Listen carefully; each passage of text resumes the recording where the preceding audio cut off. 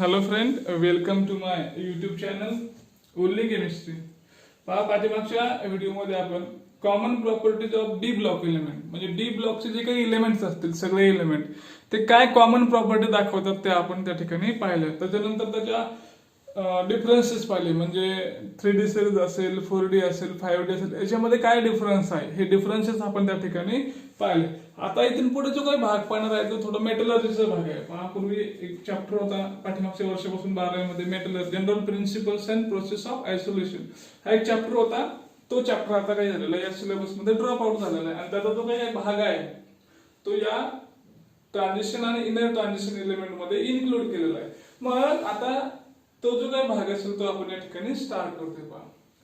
पहा, most of the metals are found in earth crust in the form of their salt. म्हणजे बरेच जे काही मेटल असतील ते त्याच्या कोणत्या फॉर्म मध्ये सापडतात? सॉल्टचा फॉर्म असेल. मग कोणते कोणते सॉल्ट आहेत? कार्बोनेट बरोबर कंबाईन असेल, तर त्याचं सल्फेट बरोबर कंबाईन असेल, ऑक्साईड बरोबर कंबाईन असेल किंवा सल्फाईड बरोबर कंबाईन असेल. म्हणजे मेटल कार्बोनेट तयार होईल, मेटल सल्फेट तयार होईल, मेटल ऑक्साईड आणि मेटल सल्फाईड या ठिकाणी तयार होईल. पहा, म्हणजे जेवढे काही मेटल्स आहेत जे रिएक्टिव्ह मेटल्स आहेत, जे रिएक्टिव्ह मेटल आहेत ते कशा बरोबर असतील? कार्बोनेट सोबत असतील, सल्फेट सोबत असतील, ऑक्साईड सोबत असतील किंवा सल्फाईड सोबत असतील. आणि जे नॉन रिएक्टिव्ह आहे म्हणजे पहा, few metals are non-reactive and are found in free state. For example, silver, gold and platinum. हे कसे आहेत?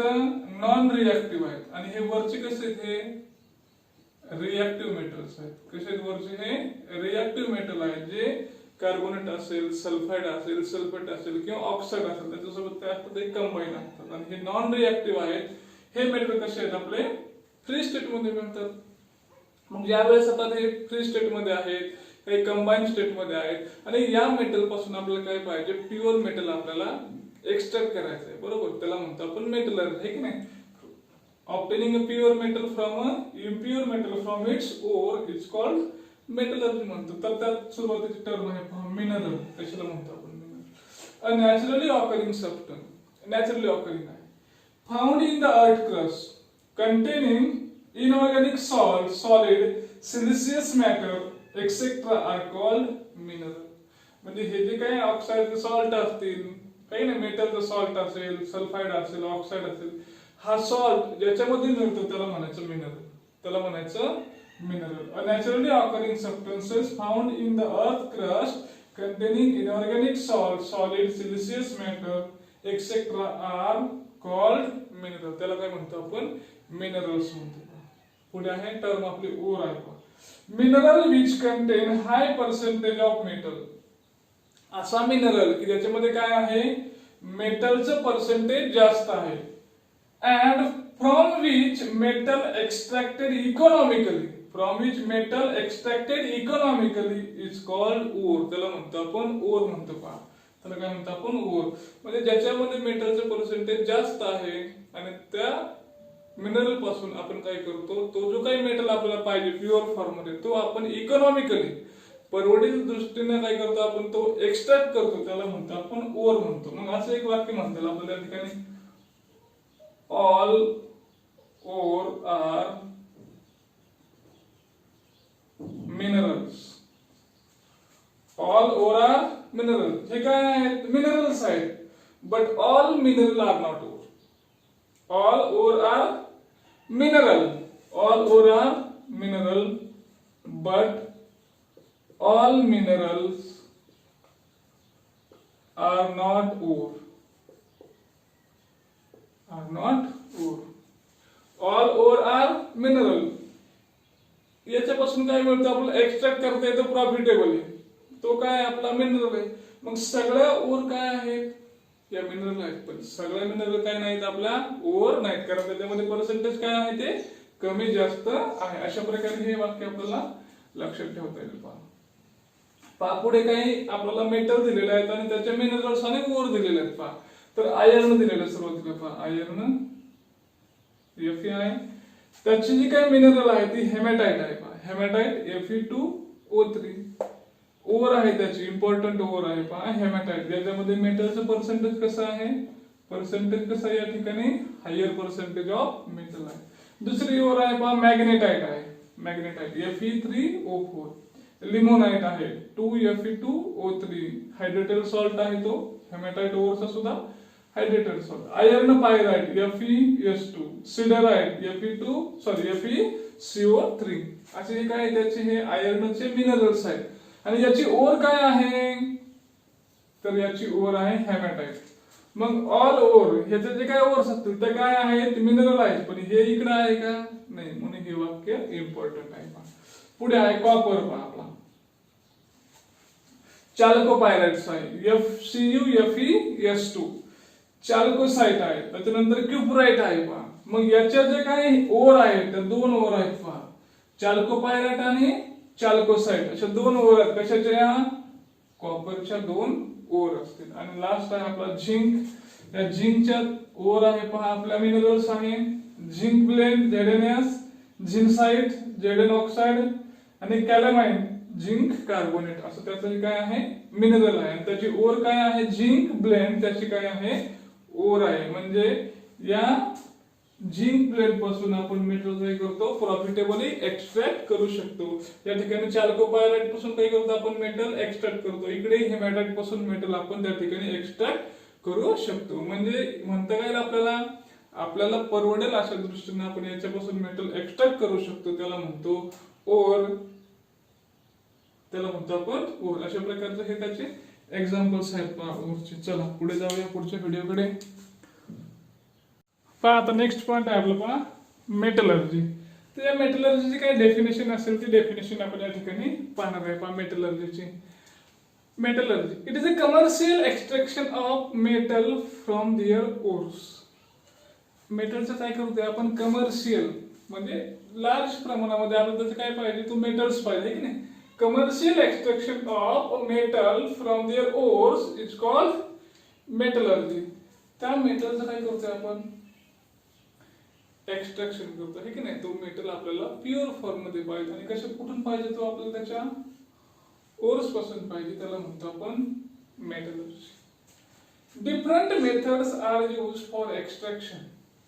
वेगवेगळ्या मेथड आपण एक्सट्रॅक्शन साठी वापरतो. कशानुसार depends upon nature of metal. तो मेटल कसा आहे अँड इट्स ओर. त्या ओरचं नेचर कसं आहे बरोबर. याच्यानुसार याचे काय केलेले आहे वेगवेगळे टाइप केले. Generally there are 3 types. त्यातला पहिला टाइप आहे आपला आता पायरोमेटलर्जी. पायरो म्हणजे हीट. पायरो म्हणजे heat. A process in which a ore is reduced to metal. ओरचं काय केलं जातं मेटल मध्ये रिडक्शन केलं जातं ऍट हाय टेम्परेचर.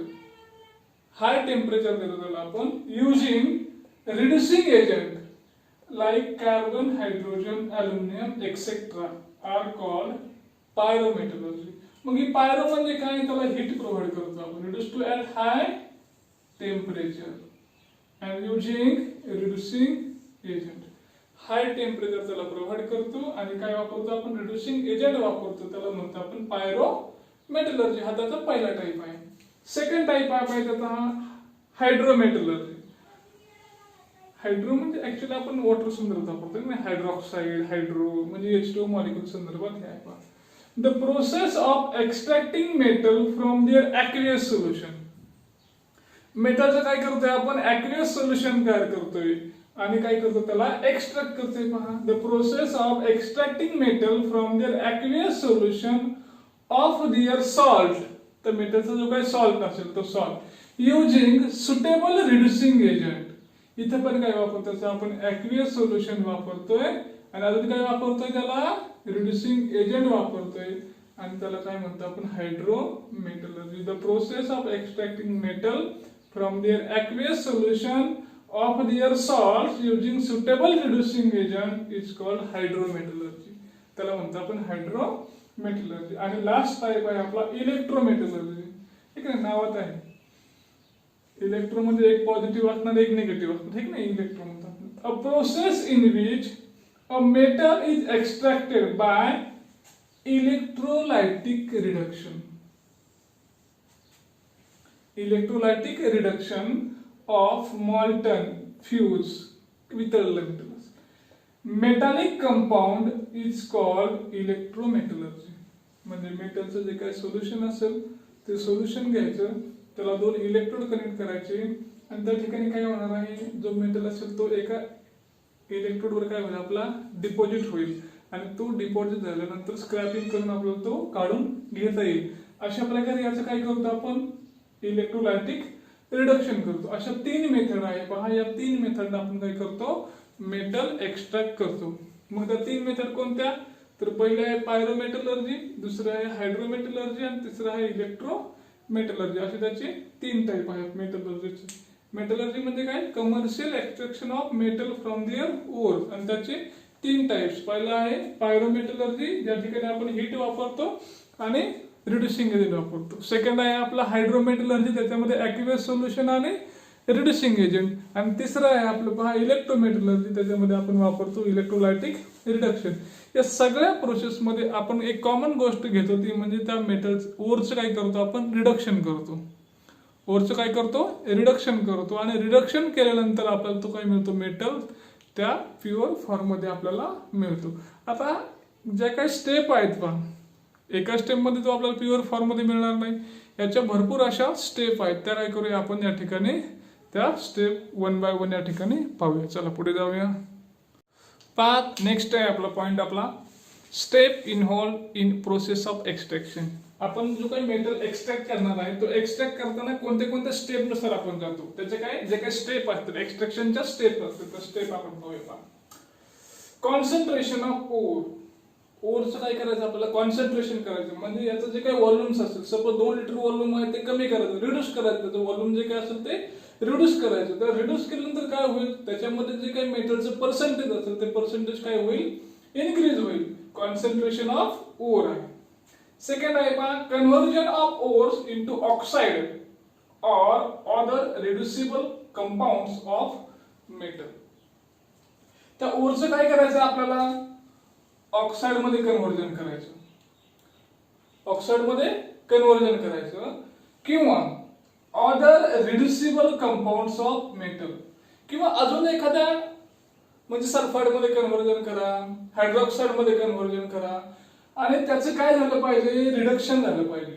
म्हणजे सपोज आपण त्याचं कशाचं कन्व्हर्जन केलं आता हायड्रॉक्साइड मध्ये केलं, मग त्या हायड्रॉक्साइडचं परत काय झालं पाहिजे रिडक्शन होईल. अशा एखाद्या कंपाऊंड मध्ये काय करा त्याचं कन्व्हर्जन करा. ही त्याची सेकंड स्टेप आहे. तिसरी स्टेप आहे पहा reduction of ores to obtain crude metal. म्हणजे इथं जे सेकंड स्टेप मध्ये काय मिळणार आहे आपल्याला ऑक्साइड मिळालं, ते ऑक्साइडचं काय केलं आपण आता रिडक्शन केलं. Reduction of ores to obtain crude metal. Crude metal म्हणजे इम्प्युअर फॉर्म मध्ये आपल्याला मेटल मिळेल. त्याच्यानंतर नेक्स्ट आहे इथे काय मिळालं आपल्याला हा क्रूड मेटल. त्या क्रूड मेटलचं काय करायचं आपल्याला रिफायनिंग करायचं, त्याला प्युरिफाय करायचं आणि आपल्याला काय मिळेल या ठिकाणी प्युअर मेटल या ठिकाणी. अशा ज्या 4 स्टेप आहेत पाहिजे तर आपण प्रत्येक जे एलिमेंट आहे जो मेटल आहे त्याला आपण प्युरिफाय करायला या 4 स्टेप या ठिकाणी वापरतो. तर यातली पहिली स्टेप आहे पहा आपल्या आता कॉन्सन्ट्रेशन ऑफ ओर. सिंगल आपण आहे स्टेप ते घेऊया. काय म्हणले ओर मध्ये पहा अ process of removal of gang or unwanted impurities. Removal करून टाकायची, ती काय काढून टाकायचं तर गॅंग पार्टिकल्स है की नाही, और अनवॉन्टेड इम्प्युरिटीज. गॅंग पार्टिकल म्हणजे काय आपल्या हा अनवॉन्टेड इम्प्युरिटी आहे. फ्रॉम द ओर, त्या ओर मधून त्या काढून टाकायच्या. Is called concentration of ore. म्हणजे नको ते इम्प्युरिटी काढून टाकले की जो पाहिजे तो मेटलचे पर्सेंटेज काय होईल आपला वाढणार आहे, त्यालाच म्हणतो आपण कॉन्सन्ट्रेशन. और इट इज ऑल्सो कॉल्ड बेनिफॅक्शन. त्यालाच काय म्हणतो आपण बेनिफॅक्शन म्हणतो, किंवा अजून त्याला एक शब्द आहे पहा ड्रेसिंग ऑफ ओर. और इट इज ऑल्सो कॉल्ड बेनिफॅक्शन और ड्रेसिंग ऑफ ओर. ओरचं त्याला काय म्हणतो आपण ड्रेसिंग करतो. मग काय डेफिनेशन होईल आपली कॉन्सन्ट्रेशनची a process of removal of gangue और unwanted impurities from the ore. आपलं जी काय ओर आहे त्यापासून आपल्याला जे नको आहे अनवॉन्टेड आहे ते रिमूव्ह करायचं, त्याला म्हणतो कॉन्सन्ट्रेशन. आणि जे अनवॉन्टेड आहे त्याला आपण म्हणतो गॅंग म्हणतो. पहा During the concentration, ore is separated from gang material, hence it increases the percentage of desired metal in the ore. आपण काय करतो कॉन्सन्ट्रेशन करताना, हे कॉन्सन्ट्रेशन करत असताना त्यातून काय रिमूव्ह करतो आपण, हे गँग पार्टिकल रिमूव्ह करतो. गँग पार्टिकल रिमूव्ह करतो. त्या गँग पार्टिकल रिमूव्ह केल्यानंतर काय होतं, percentage of desired metal in the ores increases. मग ओर मध्ये जो काय मेटल आपल्याला पाहिजे, जो डिझायर्ड मेटल आहे, त्याचं पर्सेंटेज काय होतं या ठिकाणी, इन्क्रीज होतं. आता हे गँग पार्टिकल म्हणजे काय, the unwanted impurities in the ores. Unwanted impurities in the ores are called gangue. They are in the form of carbonate, sulfate, oxides. या फॉर्म मध्ये काय असतात, हे अनवॉन्टेड पार्टिकल असतात, त्याला आपण म्हणतो gangs particle. Okay, now next. There are numbers of methods are used for a concentration of ore. ओरचे कॉन्सन्ट्रेशन करण्यासाठी आपण काय करतो, नंबर्स ऑफ मेथड वापरतो. तर ते कोणते मेथड्स आहेत पहा. तर पहिली मेथड आहे वॉशिंग, सेकंड आहे hydraulic classifier, third one is magnetic separation, and fourth is froth flotation. 4 नंबरची आहे आपली froth flotation etcetera, depending upon nature of ores and impurities. मग ह्या मेथड साठी कोणती वापरायची, तर जी काही आपली ओर असेल ती ओर आणि त्याच्यामध्ये असणारी गँग पार्टिकल, याच्यावरून आपण ठरवतो की कोणती मेथड आपण हे कॉन्सन्ट्रेशन साठी वापरणार आहे. मग सपोज आता आपण काय करूया, हे घेऊया या ठिकाणी पहा, मॅग्नेटिक सेपरेशन घेऊया. पहा आता ज्याच्यामध्ये काय आहे, मॅग्नेटिक सेपरेटर आहे. पहा मॅग्नेटिक सेपरेटर.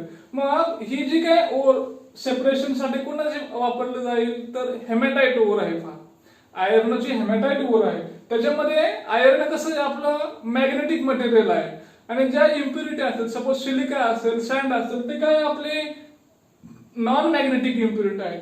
मग हे सेपरेशन करताना कसं करणार आपण, जी काही आपली ओर आहे ती ओर काय करतो आपण मॅग्नेटिक सेपरेटरवर ठेवतो आणि त्याच्यावर जो काय बेल्ट असतो, त्या बेल्टवरून ती ओर काय होते, तर मॅग्नेटकडे येते. आणि मॅग्नेटकडे आल्यानंतर काय होतं, मॅग्नेटकडे आल्यानंतर आयर्न आहे ते काय होईल, मॅग्नेटला अट्रॅक्ट होईल आणि ते मॅग्नेटच्या अगदी जवळ पडेल.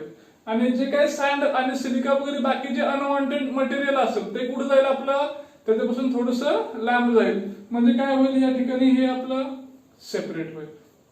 सेपरेट होईल याचा अर्थ काय होईल, ते कॉन्सन्ट्रेट होईल. अशा प्रकारे ही जी काही पहिली मेथड आहे आपली कॉन्सन्ट्रेशन ऑफ ओरची, या ठिकाणी आपण पाहतोय. पहा चला पुढे जाऊया नेक्स्ट पॉइंट कडे. पहा नेक्स्ट पॉइंट आहे आपला आता extraction of iron from haematite ore using blast furnace. काय करायचंय आपल्याला, तर आयर्नचं एक्सट्रॅक्शन करायचं आणि कोणत्या ओर पासून, ती हेमॅटाइट ओर पासून. आता हेमॅटाइट ओर आहे त्याच्यामध्ये काय आहे, Fe2O3 आहे. पहा हे आहे हेमॅटाइट ओर. पण हे का प्युअर फॉर्म मध्ये असणार आहे का, नाही, याच्यासोबत काय अजून काही त्याच्या इम्प्युरिटी असणार आहे. पहा तर आपण पाहणार आहे आता एक्सट्रॅक्शन ऑफ आयर्न. तर त्यातला पहिला आपला पॉइंट आहे पहा, composition of haematite or. Haematite or मध्ये कोणकोणते घटक असतात. तर हेमॅटाइट ओर हा त्याचा फॉर्म्युला आला ओरचा Fe2O3. याच्यामध्ये सिलिका असतं, अल्युमिनियम ऑक्साईड असतं आणि फॉस्फेट असतं. आणि आपल्याला काय पाहिजे, तर हे ओर पाहिजे. हे मेन काय आपली ओर आहे. पण ह्या ओर मध्ये हे जे काही अनवॉन्टेड मटेरियल आहे हे नको आहे आपल्याला, त्याला म्हणतो आपण गँग पार्टिकल. त्याला म्हणतो गँग पार्टिकल. आता जाऊया step by step. Iron is extracted from hematite by its reduction using coke and limestone. Iron आपण एक्सट्रॅक्ट करतो हेमॅटाइट ओर पासून आणि कसं करतो ते, बाय युजिंग रिडक्शन. आणि रिडक्शन कशाने करतो आपण, याचं कोक आणि लाइमस्टोन. कोक आणि लाइमस्टोन वापरतो आणि याचं काय करतो, रिडक्शन करतो. Carbon in the limestone. Limestone मध्ये काय आहे, कार्बन आहे. Is reduce to carbon monoxide. Limestone मधला कार्बन त्याचे कशामध्ये कन्वर्ट झालं, कार्बन मोनॉक्साइड. आणि या कोक मधला असणारा carbon and carbon monoxide, carbon and carbon monoxide together, carbon आणि कार्बन मोनॉक्साइड दोन्ही पण reduces hematite to metallic iron. मग याचं रिडक्शन आहे Fe2O3 चं काय रिडक्शन केलं आणि काय मिळालं आपल्याला मेटॅलिक आयर्न या ठिकाणी मिळाला. Limestone acts as a flux, म्हणजे जे काय लाइमस्टोन आपण वापरलं ते काय होतं फ्लक्स म्हणून ऍक्ट होतं का. इट कंबाईन विथ गँग टू फॉर्म स्लॅग. आता फ्लक्स हा काय नवीन टर्म आहे बा. फ्लक्स म्हणजे काय, flux is a substance that combines with the गँग particle and they form a slag. त्याच्यापासून काय जर होते स्लॅग तयार होते आणि स्लॅग कुठे जमा होते, जर तो आपला काय फर्नेस असेल तर फर्नेसच्या बॉटमला तयार होते आणि बॉटम मधून आपण ते इझिली रिमूव्ह करू शकतो. म्हणजे फ्लक्सचा यूज काय झाला, it is use to remove the गँग पार्टिकल. गँग पार्टिकल रिमूव्ह करायला आपण काय वापरतो, फ्लक्स या ठिकाणी वापरतो. आता ऍक्च्युअली हे झालं त्याचं इंट्रोडक्शन. आता ऍक्च्युअली काय प्रोसेस आहेत की ज्या प्रोसेस आपण काय करू शकतो, ती ओर आपण रिड्यूस करतो आणि मेटल आपल्याला प्युअर फॉर्म मध्ये मिळतो. तर यातली पहिली स्टेप आहे आता मग कॉन्सन्ट्रेशन. आपण 4 स्टेप पाहिलं, त्या 4 स्टेप मधली ही पहिली step concentration. The powdered ore is washed in a powerful current of water introduced into hydraulic classifier. मग याला कोणती मेथड वापरली जाते तर हायड्रॉलिक क्लासिफायर मेथड वापरली जाते. Hydraulic classifier. The lighter gang particles are separated and the concentrated ore is collected at the bottom. Hydraulic classifier आहे, आपण काय करूया हे डिटेल मध्ये घेऊया आपण. The lighter gang particles are separated and the concentrated ore is collected at the bottom. याची काही डायग्राम आहे छोटीशी, आपण ती डायग्राम या ठिकाणी ड्रॉ करूया. पहा डायग्राम कडे जाऊया. आता पहा आपण हायड्रॉलिक क्लासिफायर आहे ते थोडं डिटेल्स मध्ये पाहूया. हायड्रॉलिक क्लासिफायर आहे पहा या ठिकाणी. आता जी काही आपली पावडर्ड ओर असेल ती ओर काय केली जाते, याच्यामध्ये फीड केली जाते. या ठिकाणी एक हॉपर असतं पहा, त्याला काय म्हणतात हॉपर म्हणतात. म्हणजे एक इनलेट आहे ज्याच्याद्वारे आपण काय करतो ओर त्या ठिकाणी इंट्रोड्यूस करतो. मग याच्यामध्ये काय केले आपण पावडर ओर या ठिकाणी टाकलेला आहे, इंट्रोड्यूस केलेला आहे. आणि ही जी काही पूर्ण डायग्राम असते याला म्हणतो आपण hydraulic classifier. The lighter gang particles are separated and the concentrated ore is collected at the bottom. ही ओर काय केली आपण वरून फीड अप केली, याच्या बरोबर खालून बॉटम वर काय केलं आपण एक वॉटरची स्ट्रीम आहे, powerful current of water is introduce. कुठून केला आपण त्या बॉटम मधून इंट्रोड्यूस केला आणि वरून काय केलं ओर आपण फीड केलेलं आहे. आता काय होणार आहे, हे वॉटर आणि वरून आलेली ओर याचं काय होईल एक सस्पेन्शन तयार होईल आणि हे जे काय आहे हे काय आहे सस्पेन्शन ऑफ दिस ओर. त्या ओरचं काय झालं सस्पेन्शन तयार झालं. आता जे लायटर पार्टिकल आहेत ते काय राहतील याच्या वरच्या सरफेसला राहतील आणि जे हेवियर पार्टिकल असतात ते ग्रॅव्हिटीने कुठे जातील याच्या बॉटमला जातील. मग ह्या स्ट्रीम काय करेल, या ठिकाणी लायटर पार्टिकल आहेत ते अगदी याच्या सरफेसला येतील आणि या ठिकाणी गँग म्हणून ते कलेक्ट होतील आणि जे हेवियर पार्टिकल आहेत ते हेवियर पार्टिकल कुठे त्याच्या बॉटमला जमा जातील आणि ती काय असेल आपली कॉन्सन्ट्रेटेड ओर या ठिकाणी असणार आहे. अशा प्रकारे हायड्रॉलिक क्लासिफायर आहे ज्याच्यामध्ये काय करतो आपण stream of water is use and by using this you can concentrate the ores. Ore आपण काय करतो कॉन्सन्ट्रेट करतो. अशा प्रकारे ही जी काही छोटीशी डायग्राम्स आहेत ते आपल्याला एक्सप्लेन करता येईल. झाली आपली हायड्रॉलिक क्लासिफायरची डायग्राम आहे पहा. चला पुढे जाऊया. पहा आता दुसरी स्टेप आहे आपली पहा रोस्टिंग. जी काय ओर आहे त्याचं कॉन्सन्ट्रेशन केलं आपण, आता त्याचं काय करायचं आपल्याला रोस्टिंग करायचं. पहा काय म्हणलेलं आहे, the concentrated ore is heated in presence of air. काय the concentrated ore is heated in current of air. The sulfur and arsenic impurities present in the ore get converted into their oxides and escape as a vapor. Ferrous oxide in the ore is converted to Fe2O3. आता कशाला म्हणायचं roasting, तर roasting ची definition अशी आहे पहा. Roasting is a process in which a concentrated ore is heated at a high temperature. Ore is heated at a high temperature in presence of air. Roasting is a process in which the ore is heated at a high temperature in presence of air, त्याला काय म्हणतो आपण roasting म्हणतो. आणि हे roasting काय करायचं आपल्याला, तर आपल्याकडे जे इम्प्युरिटी आहे त्या इम्प्युरिटी आपल्याला रिमूव्ह करायच्या. कशा रिमूव्ह करतो आपण, तर पहा, the sulphur and arsenic impurity. कोणती आहे, सल्फर आहे, आर्सेनिक आहे. पहा आपण कंपोजिशन पाहिलं होतं हेमॅटाइट ओरचं, त्याच्यामध्ये सल्फर दिला होता आपल्याला, आर्सेनिक दिला होता, अल्युमिनियम दिला होता आणि काय दिलं होतं अजून त्या ठिकाणी फॉस्फेट दिलं होतं, आहे की नाही. फॉस्फेट म्हणजे फॉस्फरस ग्रुप त्याच्यामध्ये असतो. Converted into their oxides and escape. त्याचं ऑक्साइड मध्ये कन्व्हर्जन होतं आणि ते एस्केप होतात. पहा, ferrous oxide in the ore is converted to Fe2O3, म्हणजे फेरिक ऑक्साइड मध्ये कन्वर्जन होतं. मग पहा हे आहे आपलं फेरस ऑक्साइड, आहे की नाही, +2 मध्ये आहे FeO + O2, काय झालं Fe2O3, म्हणजे याचं सुद्धा काय झालं ऑक्साइड तयार झालं. आता सल्फर आहे, तो काय होतो ऑक्सिजन सोबत कंबाईन झाला, म्हणजे काय झालं ऑक्साइड तयार झाला आणि तो निघून गेला. आर्सेनिक आहे, आर्सेनिक ऑक्साइड तयार झाला आणि तो निघून गेला. फॉस्फरस आहे, फॉस्फरस पेंटॉक्साइड तयार झालं आणि तो सुद्धा एस्केप झाला. म्हणजे रोस्टिंग ही प्रोसेस आपण कशासाठी करतो, ज्या काही आपल्या इम्प्युरिटी आहे त्या इम्प्युरिटीचं आपण ऑक्साइड मध्ये कन्वर्जन करतो आणि त्याला आपण काय करतो एस्केप करतो. या सगळ्या कशा इम्प्युरिटी आहेत आपल्या, आता ह्या व्होलाटाईल इम्प्युरिटी आहेत, म्हणजे त्या टेम्परेचरला ह्या निघून जातात. पण मेटल आपला आहे का त्या ठिकाणी व्होलाटाईल, तर तो व्होलाटाईल नाही. मग ह्या जे काही इम्प्युरिटी आहे व्होलाटाईल या सगळा निघून गेला, याला म्हणतो आपण रोस्टिंग म्हणतो. आता नेक्स्ट आहे आपलं पहा इथे रिडक्शन आहे. पहा तिसरी स्टेप आहे, म्हणजे त्याला स्मेल्टिंग म्हणतो आपण. The process of extraction of metal from its or by heating and melting at high temperature is called smelting.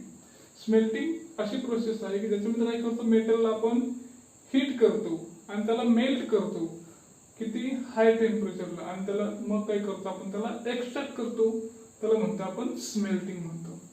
This step is carried out in a blast furnace. ही जी काही स्टेप आहे रिडक्शनची स्टेप ही blast furnace मध्ये carry केली जाते. आता ऍक्च्युली ब्लास्ट फर्नेसचं जे काही कन्स्ट्रक्शन आहे ते कन्स्ट्रक्शन आपण या ठिकाणी पाहूया. त्याला तर पुढे जाऊया. मग कन्स्ट्रक्शन ऑफ ब्लास्ट फर्नेस, त्या ब्लास्ट फर्नेसचं कन्स्ट्रक्शन कसं आहे ते आपण या ठिकाणी आता पाहणार आहे. चला पुढे जाऊया.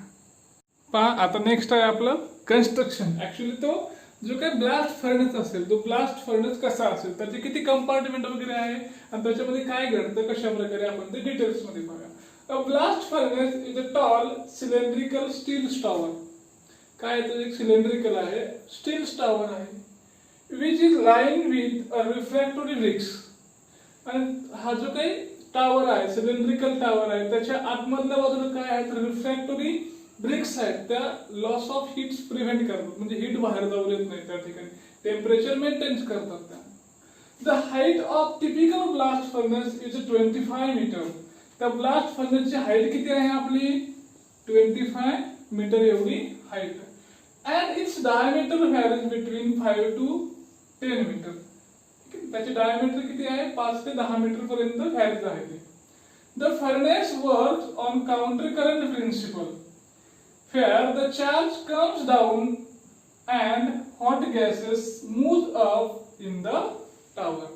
म्हणजे काय होतं, आता सपोज हा एक सिलेंडर आहे, याच्यामध्ये चार्ज आहे तो वरून चार्ज येतोय आणि इकडून खालून काय झालं हॉट एअर जातं, म्हणजे वरतूनही चालू आहे काम आणि इकडनं चालू आहे, म्हणजे काउंटर करंट आहे, दोन्ही बाजूने चालू आहे, त्याला म्हणतो आपण काउंटर करंट प्रिन्सिपल म्हणतो. The furnace is comprised of 3 parts. हा जो काही फर्नेस आहे तो 3 पार्ट पासून तयार झालेला आहे. First one is hearth, second Bosch and third one is stack. Hearth is present at the bottom. बॉटमचा जो काही पार्ट असेल त्याला आपण hearth म्हणतो. The middle part of that cylinder is called boss and the upper part is called as stack. जो काही अगदी बॉटमचा part असेल त्याला म्हणतो आपण hearth, मिडलचा पार्ट असेल त्याला म्हणतो बॉश अँड अगदी त्याच्या टॉपचा पार्ट असेल वरचा भाग असेल त्याला म्हणतो आपण स्टॅक म्हणतो. The charge containing ore and limestone is introduced into the furnace using cup and cone arrangement. आता ही कप अँड कोन अरेंजमेंट कशी आहे तर आपण पहा. या ठिकाणी सपोज असं हे काय असेल आपली ओर असेल, ठीक आहे, इंट्रोड्यूस करतो आपण. तर या ठिकाणी काय असतं एक कोनचे अरेंजमेंट केलेलं असते. अशा प्रकारे हा काय असतो, कोनची अरेंजमेंट असते. हा म्हणजे याच्यावरून प्रेशर आलं तरच काय होईल, खाली जाईल थोडस आणि वर काय होईल, चार्ज होईल. याच्यावरचं कमी झालं काय होईल, हे बंद होईल, है की नाही. Cup and cone. Cup and cone arrangement give uniform distribution. मग याच्यावर पडल्यावर काय होईल, सगळ्या बाजूला जाईल की नाही. मग याचा यूज काय होतो, कप अँड कोनचा, give uniform distribution and avoid loss of gases. मग याच्यावरून चार्ज करून झाला आपला काय होणार आहे, हे बंद होणार आहे की नाही. याच्यावर वरून प्रेशर आलं म्हणजे हे बंद होईल आणि हे बंद झालं की गॅस बाहेर जाईल का आपला, नाही. मग याचा यूज काय होतो, avoid loss of gas. blast of preheated air is introduced into the furnace below the Bosch. मग मधला जो काही भाग असेल, बॉश असेल की नाही, मधल्या भागाला आपण बॉश म्हणतो. तर बॉशच्या खालच्या बाजूला काय असतं, प्रीहिटेड एअर. म्हणजे आधीच त्या एअरला आपण काय करतो, हीट करतो आणि हीट केलेल्या एअरचा ब्लास्ट आहे की नाही, तो ब्लास्ट त्या ठिकाणी इंट्रोड्यूस केला जातो. The charge and hot air comes in contact with each other. मग वरून चार्ज येतोय आता आणि खालून बॉशच्या खालच्या भागातून काय जाते, आपली हॉट एअर जाते. Hot air comes in contact with each other and varies reaction take place.